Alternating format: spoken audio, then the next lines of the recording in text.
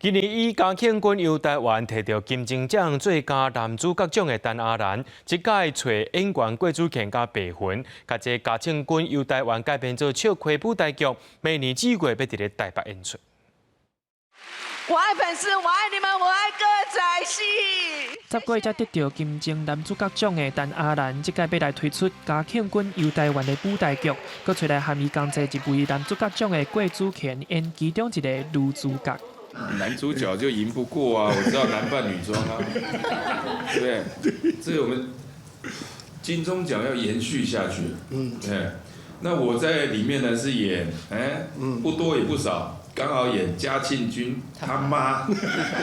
这届舞台剧是喜剧，除了郭祖乾，另外佮找来笑星白魂来扮杀掉皇帝的查甫人。今天雅兰姐觉得两位谁比较漂亮？啊！你干嘛逼我？他现在讲我们另外一个就不演了。不是我不是担心你们不演，我是担心观众说我讲谎，说谎话，我没有办法评断他们谁都美啊，有美吗？啊，不然你们大家帮我举个手。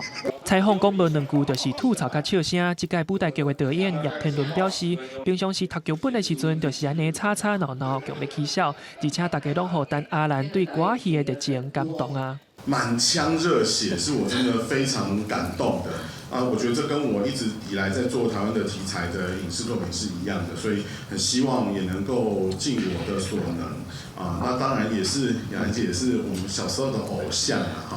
哈，哎，不要这样，不要这样。嘉庆君游台湾的舞台剧明年2月会伫台北国父纪念馆演出。另外，嘉庆君再游台湾电视剧嘛继续在集资。